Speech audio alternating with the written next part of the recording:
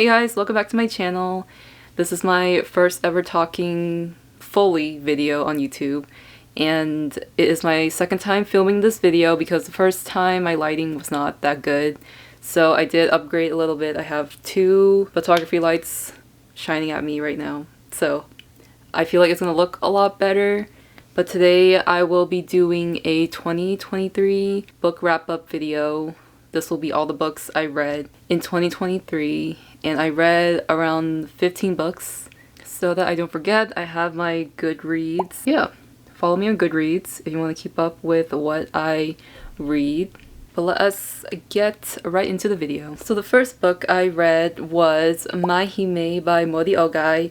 And this book, I picked it up because I was watching an anime called Meiji Tokyo Renka, which is based off of an otome game, and I love otome games. So this book, I wouldn't say that it really enchanted me in any way. I think it was a pretty mellow first book of the year. The contents in this book were interesting to read about, but ultimately I just thought that I was interested in the characters in the anime that I watched, and one of them happened to be based off of Mori Ogai and named after him. So yeah, I picked up this book. I gave it a 2 stars out of 5. And after that, I read Song of Silver Flame Like Night by Amelie Zhao. And this book was one of my favorite reads of the year. I really enjoyed it. And this is a shansha and follows a lot of Chinese mythology and legends. So the two characters in this book are Lan and Zen. And Lan starts off as a song girl, while Zen is a practitioner, and they come across each other during one of the nights where she's performing. He recognizes in her that she has some sort of powerful magic deep within her, even though she's unaware of it herself. And the thing with Lan, this is not a spoiler by the way, in the premise and in the book, you learn that her mother died protecting her, and before her mom passed away, her mom wrote an unrecognizable character on, I think it was her wrist or her arm. So Lan goes with Zen to the academy called Sky's End, and they try to figure out what the mark means and what the power deep inside of her means. I really enjoyed this book. I saw one of Amelie Zhao's TikToks, and she was promoting this book, and it sounded so interesting and so up my alley that I'm really glad I picked it up. And I think after I read this book, I just kept thinking about it because I just loved it so much. I gave this one a 4.5 out of 5 stars. And the next book I picked up was Once Upon a Broken Heart by Stephanie Garber. And I am a big fan of the Caraval series. So the series was also on my list for a long time. I just waited for the perfect time to pick it up. And Curse was coming out at the end of last year, so I decided to space out these books to ensure that I would freshly remember the events of these before Curse came out.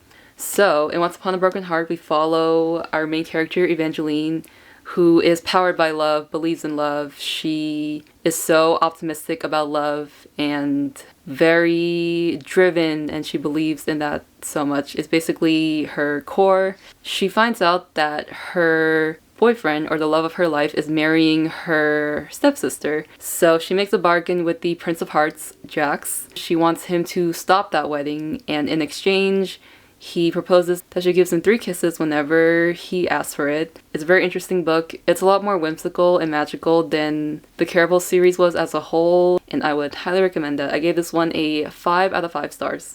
And then after I finished that one, I read If You Could See the Sun by Anne Liang. And this book follows our main character Alice, who is a scholarship student at a school in Beijing, and she is the only scholarship student at that school. And suddenly her parents tell her that they can no longer afford for her to go to that school. So Alice is trying her best to figure out what to do, like how is she gonna stay here, secure her spot and everything. So one day she suddenly finds out that she has the ability to turn invisible, and although it's at random, she teams up with her academic rival Henry Lee, who I absolutely love. They start an app, they go on many missions, do tasks for people. Some of those tasks are on the dangerous side and can classify as almost crimes. So it's interesting to see the lengths that Alice would go through to secure this opportunity and just keep the life that she's always lived and always dreamed of. I think I personally related a lot to Alice because she's Asian American like I am, and she talks about in the book how she feels like she has to keep achieving things and doing outstanding things for people to recognize her, because otherwise she's just invisible and she doesn't really matter as much to the people around her.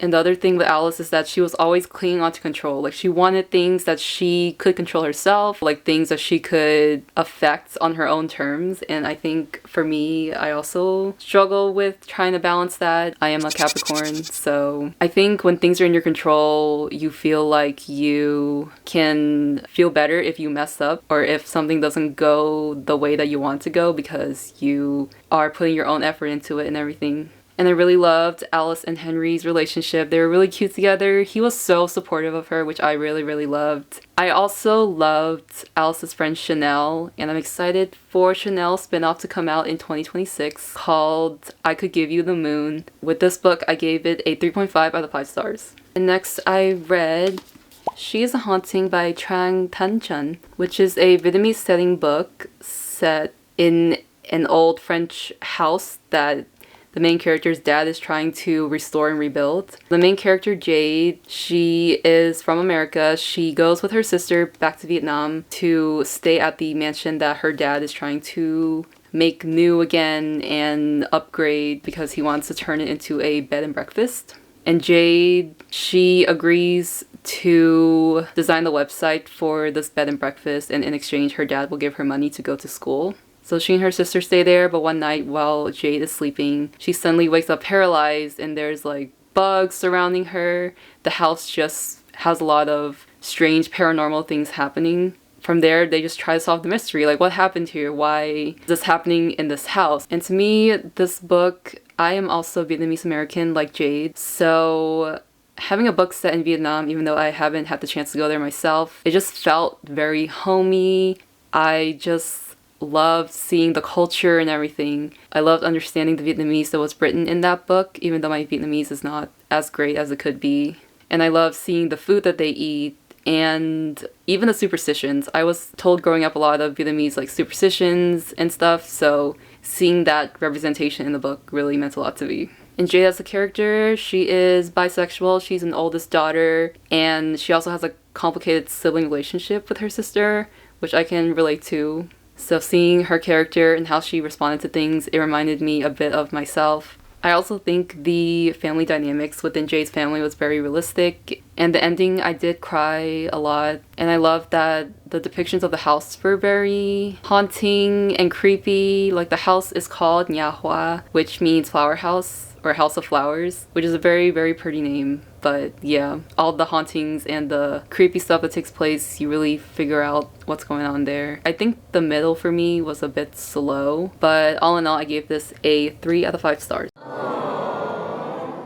And the next book I read was The Poppy War by R.F. Kuang. This is my first R.F. Kuang book, and I had seen around that a lot of people were crying after a certain chapter. This book is basically based on China's 20th century and the Second Sino-Japanese War. And in this book, our main character Rin, she is a war orphan, and she tries her best to escape her fate at home by trying to get into the elite school called Sinagard.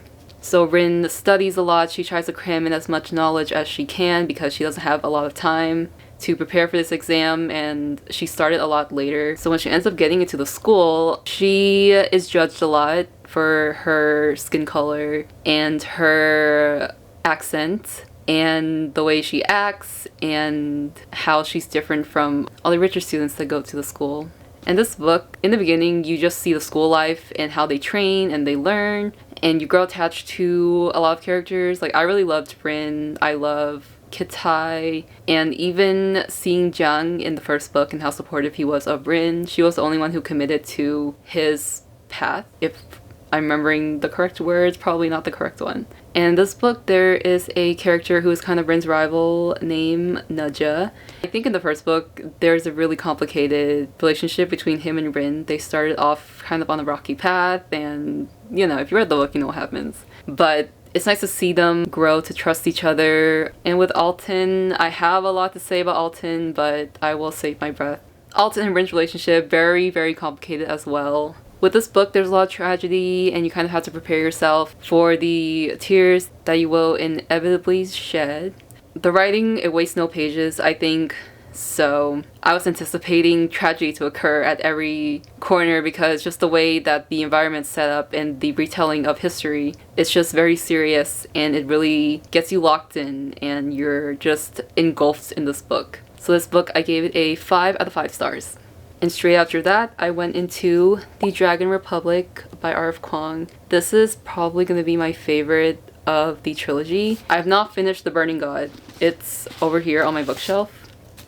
Literally have this much to go. I think I stopped reading it in May of 23 because it just made me a little bit sad, or a lot sad, so I needed to take a break from it. I won't go over the plot for this book because it'll spoil the Poppy War if you haven't read it. I think the stakes in this book were a lot higher. We got to see the Dragon Republic, a whole new area, and we learned a lot about Naja, obviously because his family ruled this area, and the relationship that keeps developing between Rin, Naja, Kitai.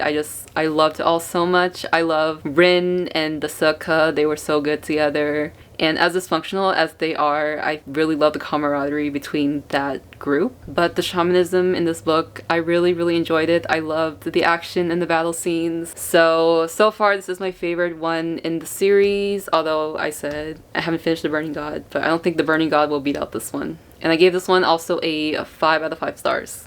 And then straight after that, I read The Drowning Faith, also by R.F. Kuang. And this is a novella with 3 short stories in Naja's point of view. So we kind of get a glimpse of his thought process during certain moments in time, how he really felt during those moments. Since in the main stories, we get Rin's perspective mostly. So seeing Naja's side was interesting. I really love his character, and I really grew to love him even more after reading this. And after I finished that book, I read A Study in Drowning by Ava Reed, and this was an ARC that I received, and this was one of my most anticipated reads of the year, but unfortunately I did not love it as much as I would have hoped. It was also my first Ava Reed book, and I absolutely love her writing, how descriptive it is, how poetic it is.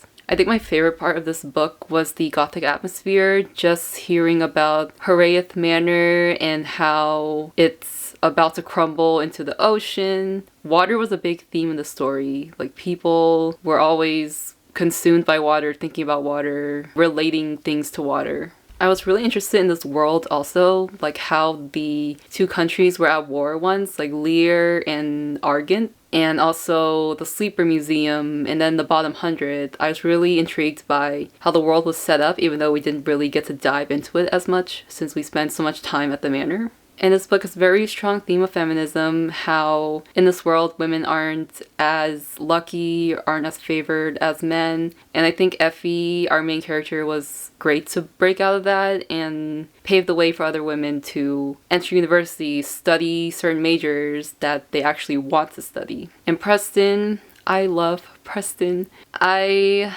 think that Effie and him had a great relationship. I just think that there were some things that she had said to him earlier in the story that weren't readdressed and weren't cleared up. So I would have liked to see that a lot. I think I also would have liked the book to be slightly longer at the end. I think we learn a lot about the conflict and the Fairy King and how Effie has always dreamed of the Fairy King, but having the conflict be solved within a few pages, I think that could have been drawn out a bit more and have been more developed. So I would have liked to see that personally. So I gave this one a 3 out of 5 stars also. And then after I finished that arc, I picked up The Death I Gave Him by MX Liu, and I love this book so much. This is a queer retelling of Hamlet where Horatio is an AI in the story, and our Hamlet in this book is named Hayden. And if you know the original story of Hamlet, Hamlet's father suddenly gets killed, returns to him as a ghost, and basically Hamlet has to figure out what happened, like who killed his father, and he is just set on revenge. To be honest, I did read Hamlet when I was in school, but I didn't remember a lot of the story, so I didn't have a clear reference from that material to this one. Not exactly, but I definitely think that this story worked well in a sci-fi setting. This is a locked room thriller, and you know, you have all your basic characters like Ophelia, Polonius, and so on. I think Ophelia's equivalent, Felicia, I loved her so much. She was so badass. And a lot of her point of views were really heartbreaking to me. The way that she reminisced on her relationship with Hayden was really hitting me in the feels. And as this is a queer retelling, we do get the Hamlet and Horatio that we all love and deserved. And as a Shakespeare retelling, it is a tragedy. It made me cry multiple times, especially at the end. I really was holding on for dear life reading this at work on my lunch break. But this was my favorite book of the year. I really loved it. And if I could erase my memory to go back and read it, I totally would, because I just enjoyed it so much. And the ending of this book, I think I liked the way that it was handled. So yeah, I have no complaints about this book. I was literally glued to each page from beginning to end. So I gave this one a 5 out of 5 stars. And after that, I picked up The Ballad of Never After by Stephanie Garber. And this is also my favorite in this trilogy. I think I just have an affinity for second books in trilogies. So in this book, I also won't really go over it since it'll spoil the first book. But I really love this one a lot more. And I love Jax. I love Evangeline. I just am in love with their relationship. And Apollo, I also have so many things to say about him, but I will not say it in this video. The end of this book destroyed me, by the way. I was not expecting that, and I was crying my eyes out. I read this pretty late into the night, like probably midnight, 1 a.m. And I was just so taken aback. I had to really think about what happened. I put the book down for a moment, and I was just like, am I okay? No, I'm not. Nope. But yes, this one I also gave a 5 out of 5 stars. And then I decided to read another short book, and this is Miss Ice Sandwich by Miyako Kawakami. And this was a very, I wouldn't say completely lighthearted. There were some hard-hitting and deep topics that were touched upon. It was more on the lighter side, I would say, compared to most of the things I've read this year. In this book, our main character, who isn't named, he is a young child and he doesn't really understand a lot of social things. Like, he doesn't really have a good grasp of how to act in social settings and such. And to him, I think that he just feels a bit lonely. His mother is always out working while his grandmother is silently dying. And with the main character, he has a crush on the convenience store cashier, who he names Miss Ice Sandwich. And she is a very nonchalant type of character. She goes with the flow. She knows how to stand up for herself. And the main character describes her as having icy blue lids because she wears really electric blue eyeshadow. I think the book was very heartwarming. It touched me very deeply. It brought me back to moments of my own adolescence and back to a time when things were so much more simple and being young and carefree and everything. And I think with a lot of Japanese books, you really get really hard-hitting life lessons that I don't see in as many other books that I have read. There's a lot of things you can learn from it. There's a lot of things you can take with you long after you read it. And this is no exception to the aspects of Japanese media. And I gave this one a 3.5 out of 5 stars. And then continuing on with Stephanie Garber's works, I then read A Curse for True Love. And I also really anticipated this book for this past year. But unfortunately, it kind of fell short for me. I really didn't want to say that about this book. But I think there were a lot of things that were set up that weren't exactly used. I think the beginning was a little bit slow, but I do still love Evangeline and her words. And the thing with Jax, I do love Jax, but in this book he kind of irritated me. I just think that everything that has been setting up in the past 2 books and also in the beginning of the story wasn't fully executed. But I still love this world. I love the characters. So I gave this a 3 out of 5 stars. And then the most agonizing read of my year, Babel by R.F. Kuang. I told myself I would read this during the autumn months, so October, November-ish, and I actually read this in November. I think there's a lot to say about this book, but all in all, I really, really loved it. I related to Robin a lot, also as an Asian person, and with Robin and how he had to grow up, being taken from his home, having to assimilate to this new culture and having to act a certain way, and having to change his name in order to fit in and make it easier for other people to say his name. It was really painful to see that amount of colonialism and racism with the cohort. I love the cohort so much. I love Robin, I love Rami, I love Victoire. And this book basically is about our main character, Robin. He gets into Oxford, into its translation institute called Babel, where he specializes in Mandarin. And in this world, there's a magical aspect to it. And if you use a silver bar and try to connect the translation of two languages together, you can put a spell together. And this book takes place before the first Opium War, like leading up to the Opium War, and just being in the middle of that and seeing how these characters handled it was very nerve-wracking.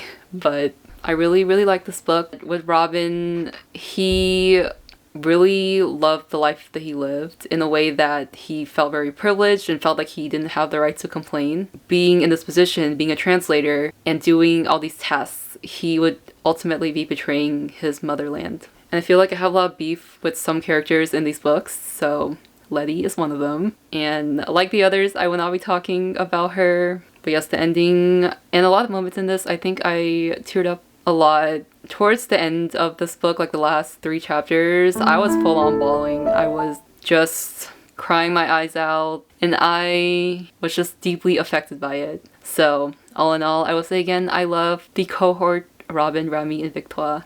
Yeah. I just want the best for them. I gave this one a 5 out of 5 stars also.